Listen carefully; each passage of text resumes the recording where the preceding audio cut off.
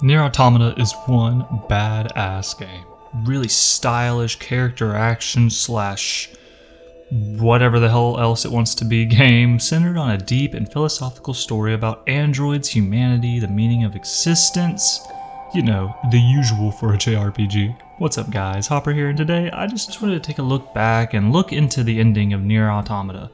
Now, that's the intro, and I've let it run for just a second because, well, we are talking about the ending, so...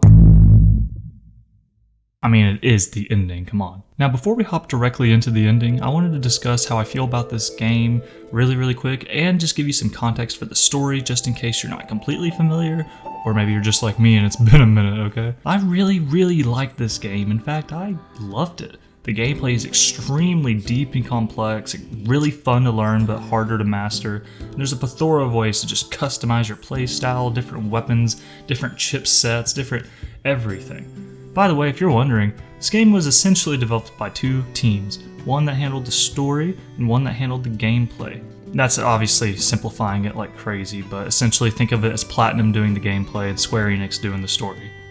And mostly Yoko Taro doing the story. Now, if I'm being 100% honest, I don't remember everything, okay? I don't remember the entire story. It's been some years since I've played it, and it's quite long. There's a lot going on, and there's like 4 or 5 main endings. Not bonus endings, major endings you'll have to get through. I mean, if I'm being honest, I don't remember exactly how that all works. But yeah, you need a few endings. Just in case you're wondering, those bonus endings, they're super fun, but they're just not very story pertinent, you could say. And the reasoning for having all these endings is because, well, once you beat the game once, you're dropped into a second playthrough, and you get to play as, drumroll please,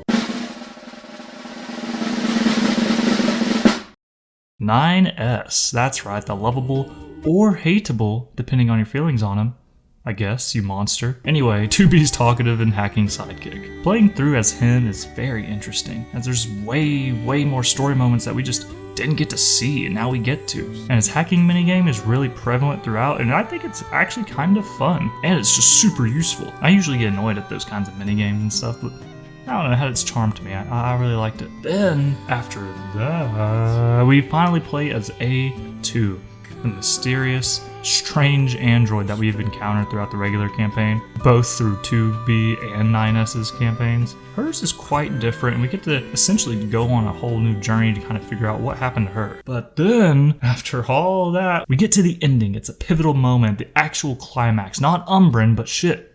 Shit has just happened. We learn that Yorha is basically bullshit. Everyone's killing each other, and at the end you have to pick between 9S or A2, and you basically just have to defeat the other. And I'm not going to go into detail about exactly what happens depending on what you choose, yada yada.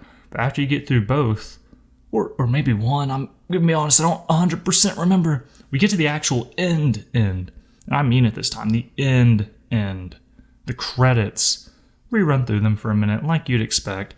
Music kicks in. But then all of a sudden, boom, we're stopped. And the pods, the little robot's been flying around like your little helpers the whole game. In case you didn't know, the pod for 2B and A2, Pod 042, is communicating with Pod 153, 9S's pod. They decide that they don't want to delete the data.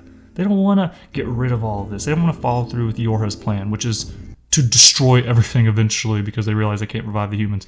But pods realize that they want the androids to survive. They also realize that what they're doing is extremely risky and essentially a suicide run. Players then ask if they want the androids to survive. And because it's a video game and who the fuck wouldn't want to make their main character live, we answer yes. So now we are in ending E. It's kicking off right here. The end of Yorha. Then boom! We're thrown into a wild ass sequence. Very similar to the hacking shooting minigame segments and the somewhat normal bullet hell segments. I say normal in quotes because, pretty insane. But now we must fire at the names in the credits. They will appear and start spawning literal bullet hells. I mean, it starts off pretty fine, nothing too crazy, but then after a while it gets fucking insane. Also, the music here, really nice. It's just, peaceful. And there's a few versions of it I think we've already heard before. In fact, it's the same one, I think, from both the other endings. Just a good song, love it. But we'll talk about that more in just a moment. Anyway, you go through firing at every Square Enix and Platinum employee you can find, but eventually, at least most players, will finally die. Well, that sucks. Retry. We go through again, keep trying to beat it, but it gets more and more frustrating. Like, really? This is the end? Not some dope action sequence, but some weird Smash Bros. Like credits sequence? Like, what? But you might notice some text that's been popping up on screen. A lot of it's pretty motivational, telling you that you can do it and to never give up. You can see names and countries, and then it becomes clear. These are real players. These are real people actually giving you their encouragement to really push through. Alright, pretty cool, pretty hype, right? Can't lie. But not enough to completely change my mind. I don't want to why am I just shooting the credits? After a while, after dying quite a few times, you're given a very interesting proposition. Would you like to accept help from another player? And you know what? Some players might even get stingy, like me, and deny it from right out the gate because, no, that's stupid, I can do it myself. Eventually though, you'll want it. You will really want it. Unless you're cracked or you're just insane, you'll need that help, and holy shit. Wow. Now you have a little army on you, firing off like a damn minigun, absolutely destroying the credits. Oh no, stray bullets about to hit you, doesn't fucking matter, your homies from across the world, they got you. Notice too that once you get some friends in here, the music matches. Instead of a single voice, it starts to become a large, beautiful, epic choir full of different, just beautiful voices.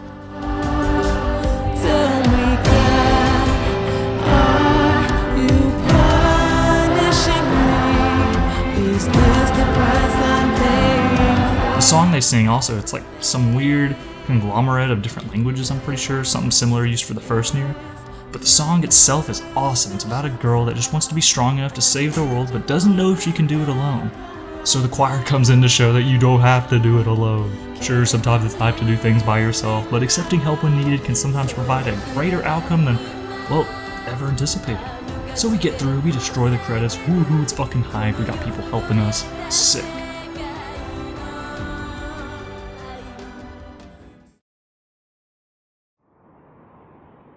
Everything that lives is designed to end.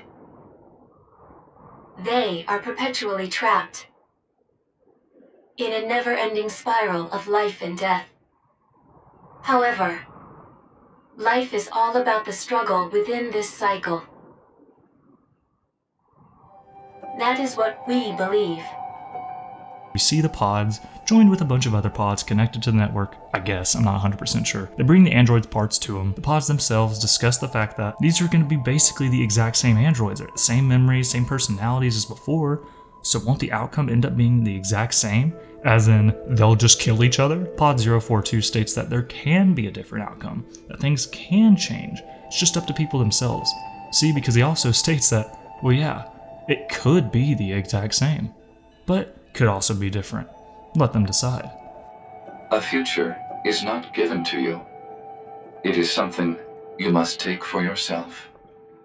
We see 2B and 9S along with a final shot of A2 about to start anew, possibly for nothing, but maybe it's for something. It's just that little sparkle of hope. That's all that matters. God, I fucking love this ending. We are then presented with the option to give other players of the world words of encouragement to help them feel inspired along the way. Put a name and your day and location, whatever messages you want, and then you hit send. But we are then presented with a genuine choice, a real call to action, a real gut punch to the player. Now gang, this is pretty much what you've been waiting for. We're told by the pods, and I mean us, not the characters in game, but us, the player, the ones playing the game, we are told that in order to beat the game, we use the data and the help of other players around the world. We got help from different players each time we died and restarted, asking for more help. You, yourself, can be one of these helpers, a true hero, a light in the dark, to help guide other players to the ending yourself. However, doing so requires, quite literally, no exaggeration, the greatest sacrifice a video game could ask of you: to delete all of your save data. Yes, all of it. No, not that specific state. Not just, no, not that specific state. No, not the endings, not those endings right there. No, not just that either. Everything. No, if you want to be able to help those other players in need, you are told that everything will be deleted. No exceptions, everything. No turning back once you've done it. No turnarounds, no dunsies, onesies. Okay, wow. What a fucking choice. Never have I sat so long at the end, just speechless, mortified, but at the same time, absolutely ecstatic. I was giddy, happy, and just mind blown. You know, it's like a little kid.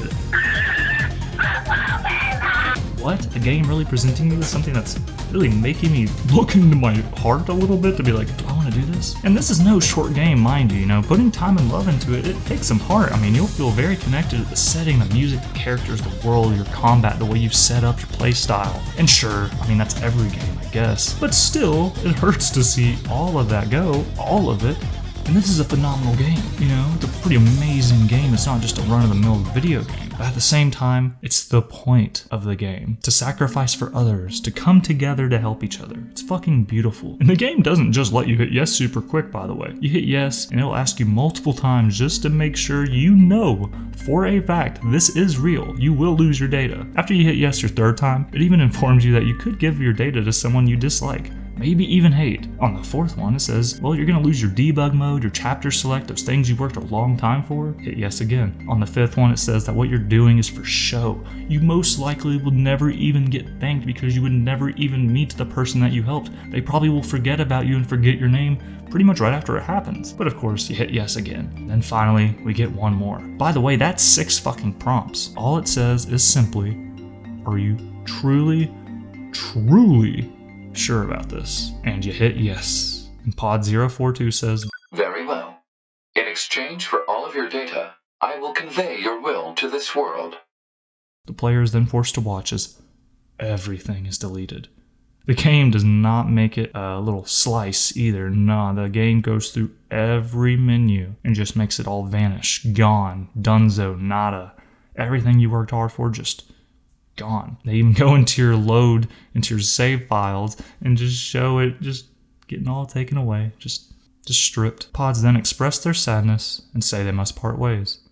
And so, we must say goodbye. I feel a slight amount of sadness. It is time for the final words. Affirmative. To all of you who spent time with this game, thank you. Thank you for playing. Then we're launched back to the title screen in a dark and somewhat dreary menu. It just lets it all sink in for the player. You've done it. Fuck. The reason this is so amazing, the reason this ending is so perfect, is because it could only ever be done in a video game. Think about it. Not saying it makes it better than any other medium, that doesn't really matter. I'm just saying you can't really pull off an ending quite like this in really any other medium. Because, play data doesn't technically cost you money. Time, yeah, absolutely, let's not kid ourselves. But what you're giving up is something that's not necessarily tangible, or at least I thought so, because you see, the save data actually is the tangible sacrifice. It's the material part we wish we could hold on to. It's something that money can't buy, but the memory, the actual experience, that's the part that can't be taken. Or the achievements, I guess, but shut up, that's neither here nor there. Plus, think about it. The end of a game, it isn't the game's end. Sure, games have an ending you want to get to, you want to beat it, but that doesn't necessarily mean you're done. Most people who really like the game will be surely able to play it another time, or at the very least, start another playthrough. But this, for many people, can truly be the end. You give up everything. The fact that the true end of the game is so heavily designed around the players means that the developers understood the connection a player feels to a game. We understand the story, we can get what happens. But Yoko Taro, the main director and writer that I mentioned earlier, I feel like he knew that we wouldn't be satisfied with just seeing where the characters went. He realized that, well, that's just their end. How about we really send the player off themselves? And in fact, it's interesting because he did something in a previous game, in the first Nier. At the end, you're asked to delete your data to help a character in game. This time, however, we're doing it to help another player. Like I said earlier, the game is designed around the player. It's player-centric. Your own personal experience with the game, that's the real story. And when you decide to give up that experience, that's the real ending. It's fucking astounding. I honestly doubt we'll get something quite like it anywhere in the near future. It's truly awe-inspiring, uniting, and a moment that genuinely made me so proud and happy to be so in love with video games. 2B, it was an honor to fight with you. Truly. The honor was mine.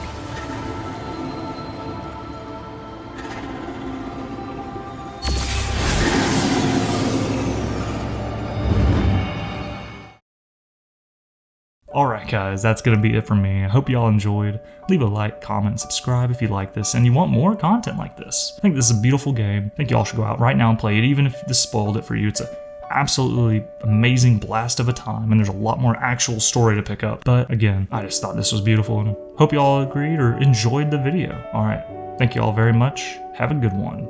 Goodbye.